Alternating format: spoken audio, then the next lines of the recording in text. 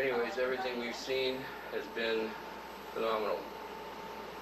What we've got on tape is equally phenomenal, even though we don't have a lot of things that we have been, experienced or seen. However, if you're asking why you don't see the things that we see, maybe you should open your eyes. yeah, that's what people need to really start doing. They need to start looking a little harder, taking a little more time. And it's a good idea to arm yourself with a camcorder or a camera so you can document what you see. I've learned that. I'll never be without one again.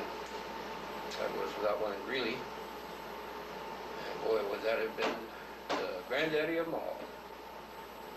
However, it didn't work. Getting to Greeley, I just wanted to put it on tape for record in case I died tonight or tomorrow or whatever. We were at a little motel in Greeley, Colorado. It was in the industrial area, just a hair outside of town. A lot of factories, warehouses, and so forth. And it was about 10:30 at night, and I was going out to the car to get something, and we were on this main street that was very quiet at that time of the night. It was just a little before 10:30. And I was walking out the door, and I took my first 2 steps out the door, and just glanced in front of me and saw this huge aircraft with red and blue and white lights. It was almost about the size, I'd say, of a jumbo jet, except it wasn't shaped like one. It was more like, oh goodness, what would be the description of it?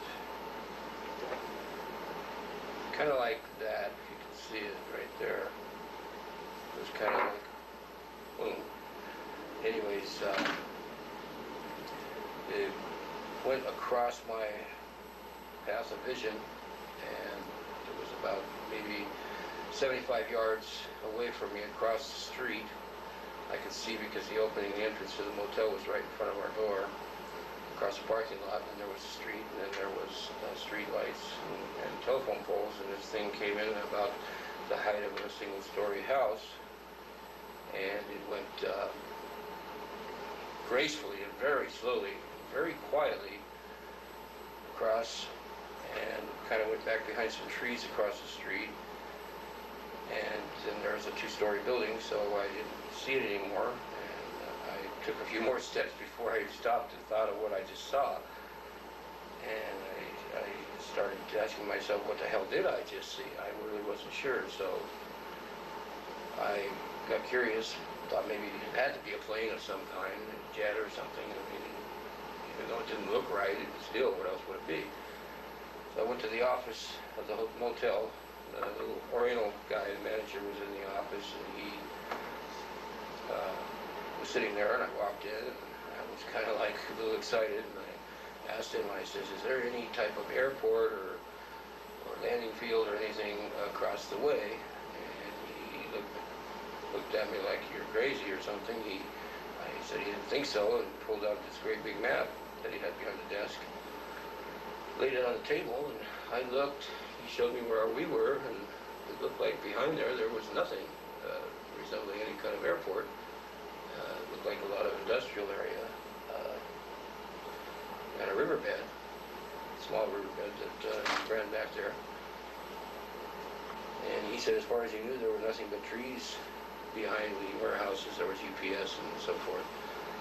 So when I walked back out of his office, I'd say since I laid eyes on that thing, about 12, 13 minutes elapsed that I was in the office.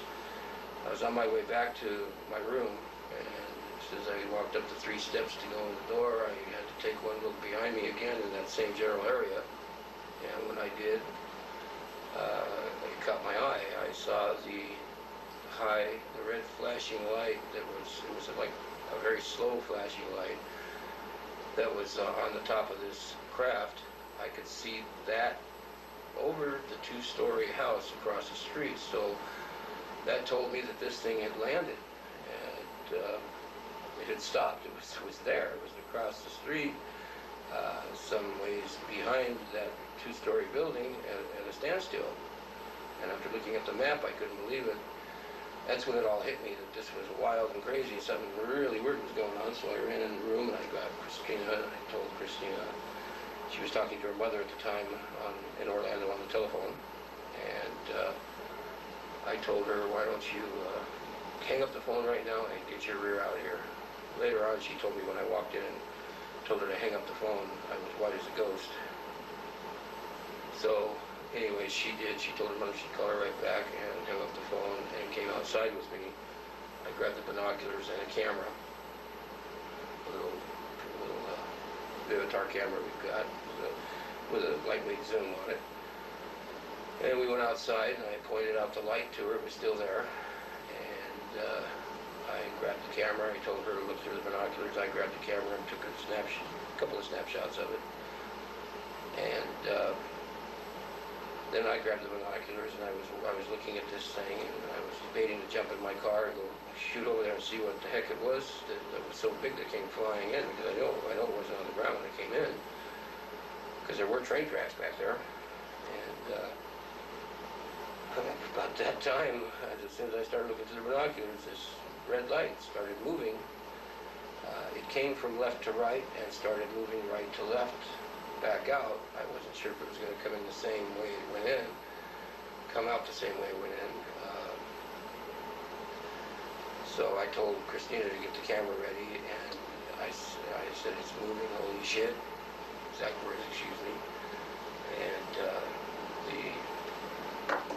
the craft did not come out the same way. It kind of went away from us, but it disappeared back behind the trees after very slowly and gracefully moving along the top of that roof. That light was. The rest of the craft, of course, was beneath it. As soon as it cleared the trees, I saw it slowly coming out of the trees and then slowly begin to ascend into the air, ever so quietly and gracefully. Never seen anything like it in my life. We jumped in the car and we started driving. We could see the lights. It was a pretty clear night that night. And it disappeared from our sight finally. So I said, well, shoot, I wonder what the hell that was.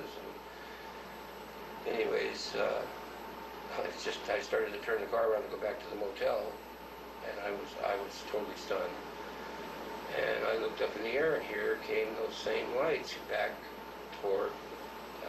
It left going at a northeast direction, and then when all of a sudden here it was coming back straight west again, which would be toward the Rocky Mountains from Greeley, Colorado.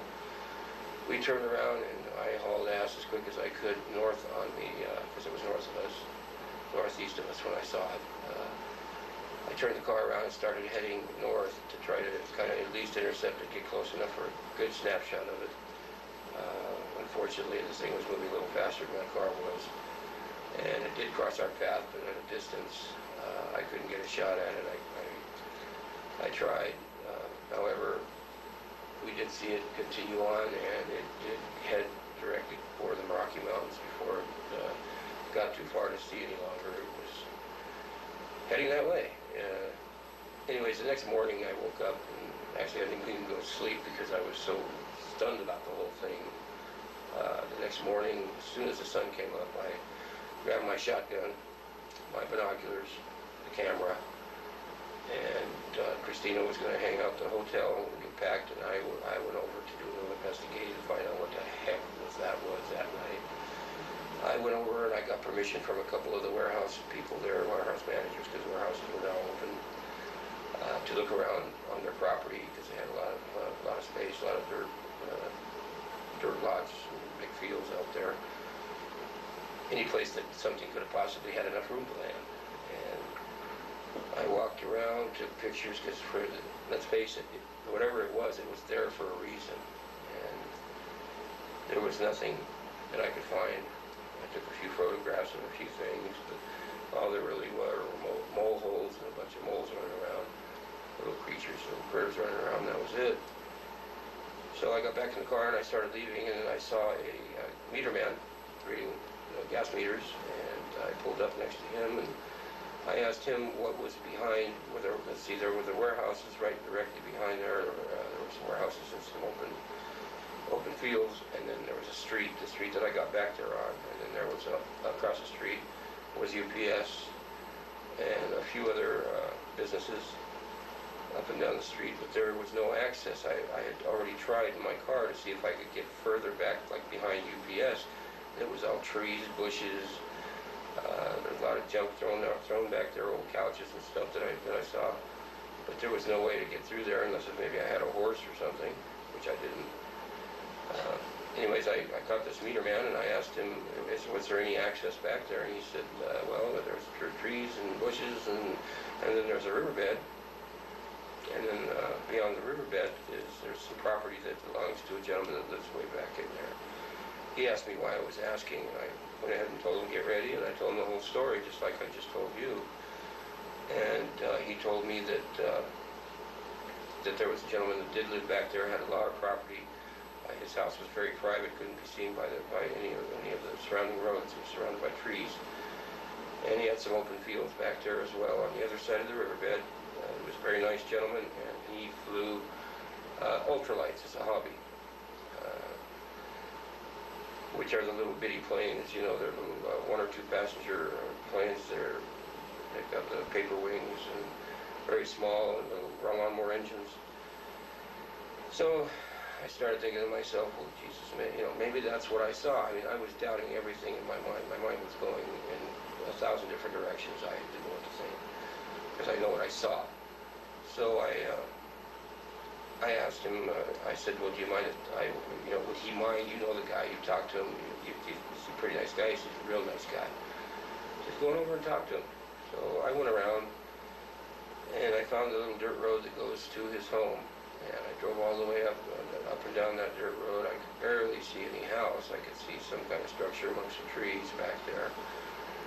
And this was maybe a third of a mile from the motel if you went directly across, but you'd have to go by here to get directly across there, because of all the trees, bushes, and riverbed. So I didn't see any sign of anybody, so I went back to the motel and picked up Tina, and we went back over again, and we pulled back into the field where you know, we were measuring, trying to get the location of where the lights that we saw were behind that 2-story building, and pretty much we pinpointed it about 50 yards, 30 to 50 yards away from his house. That's the best we could do. We found an open gate there. We went back in there. It was real muddy. We almost got stuck. A lot of reeds, you know, the tall grass. We noticed all the tall grass. A lot of it was laying flat, and we weren't sure about that. That was something different. So we took some snapshots and looked through our binoculars to see if we could see any sign of anything. And we knew this guy had a real small landing strip, a grass landing strip that he kept mowed very cleanly so he could take off and land his little ultralights. So we went back to the front gate. The gate, of course, it was closed. There was a business way back, a little further back at the end of the road, the dirt road, past his property. There was a business, a fence company, that was closed. There was a big dog there, was all there was. So we went back, and rather than crossing this guy's property and going up to his home, because you know he had signs on his gate saying no solicitors, no peddlers, keep out, private property. So I went ahead and took a shot, and I left my number in a large plastic bottle and hung it on his gate, right about where he'd have to reach to open it so he'd notice it. And we left. We were on our way to Casper. Later on that evening, he called me in Casper. Actually, he paged me. I left my pager number, and when I got to Casper, I checked my pager number, and it was him calling and leaving his home number. And so I immediately called him from the Hilton Hotel in Casper, and he answered. And I said, "This is Frank Corey." And he said, "Well, how you doing? Got your note. What did you need?" And I said, "Well, I heard you've got ultralights. We've been thinking about doing a film, so we've decided that maybe we could use your ultralights as part of our filming that we're going to be doing, aerial filming." He said he'd be real interested in that, and then I finally came out and I said, no, and then I told him, broke in easily, because I didn't want him to think I was a fanatic or crazy or something. And I told him, by the way, did anything strange happen last night? And I told him the entire story that I experienced. Luckily, he was a pretty understanding man. He didn't think I was a nut.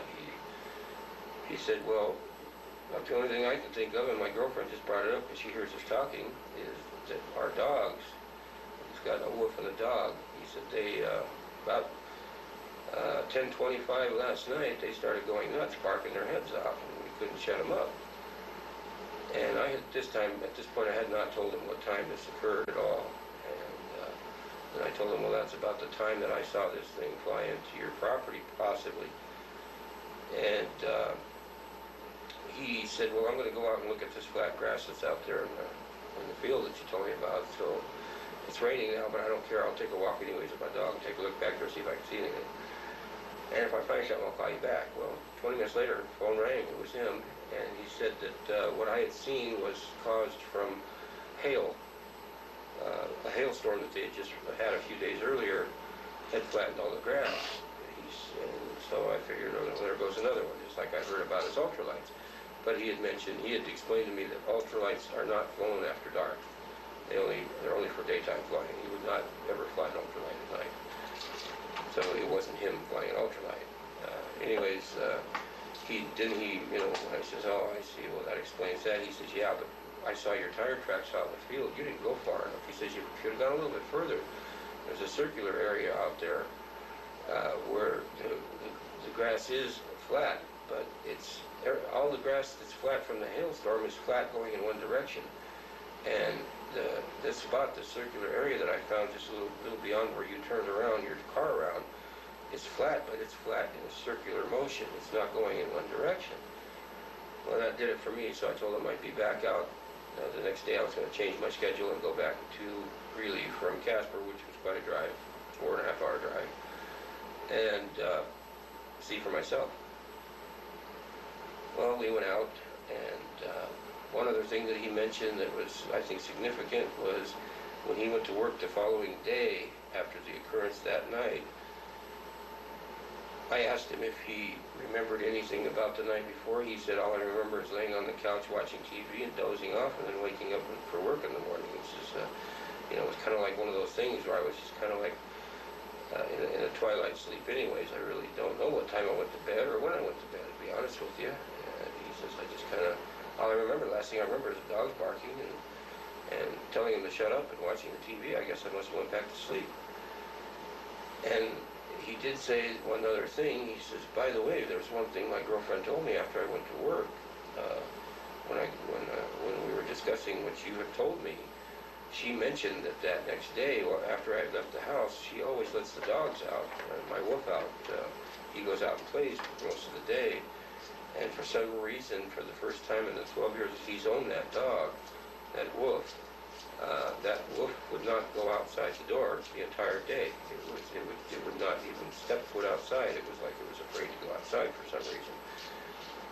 All indications say that he was visited by something. I'm not saying it was something from outer space, but it certainly was something I've never seen before, and something that is not yet understood. I consulted a few people connected with that. Was my first real, my eye opener to the fact that possibly there is things going on like UFOs, flying saucers, abductions, and so forth. Up until that point, I was just as skeptical as anybody and as doubtful as anybody from what I'd seen in films. I tried to locate a few hypnotists. He said he would be willing to be hypnotized. I tried this not even a week later because it would be nice and fresh, because they say that people that are visited like that are revisited again. And we may have had something hot here. We still might. I don't know, but I couldn't find anybody to cooperate with me and no kind of help. That seems to be the case all along here. I don't know who to turn to when things extraordinary happen. Just like now, it's 6 o'clock. You're supposed to be here at 5:30. And I think I have something very significant to show. And anyways, I'm going to cut this off now, but I just wanted to get this on film for whatever purpose in the future. Just documented that it happened, and I wanted to I want it to be part of doing something about something, and it just seems like the whole world doesn't care one way or another. I wish people would wake up, because there's definitely something going on, and nobody seems to really care. When you sit there and you chase a light in the sky that you know is moving, but yet it's staying within your vision, and you've got cameras and you take photos of it and you do this and that, and you stop and you ask people on the street or on a mountaintop or wherever, whatever, however many times we've done that, and you ask them, hey, do you see that thing up in the sky? I mean, a parking lot at Safeway one night in a small town, I forget the name of it, I had to mark it out there looking at this thing up in the sky, because it was clearly in our atmosphere. It was hovering, it was moving, and if I wouldn't have said anything, nobody that entire night would have noticed that in that entire city, as far as I'm concerned. People do not notice, they don't care. And we need to look up in our skies a little bit more, because there are skies. And if there's something dangerous for us out there, we need to know about it. If it's something good, we also need to know about it. But if we just keep ignoring it, we'll never know, and before you know it, it may be too late for anything. So that's my opinion. And if nobody ever hears this tape, that's fine. But if somebody does, I hope you really listen, because I'm talking from my heart. Thank you.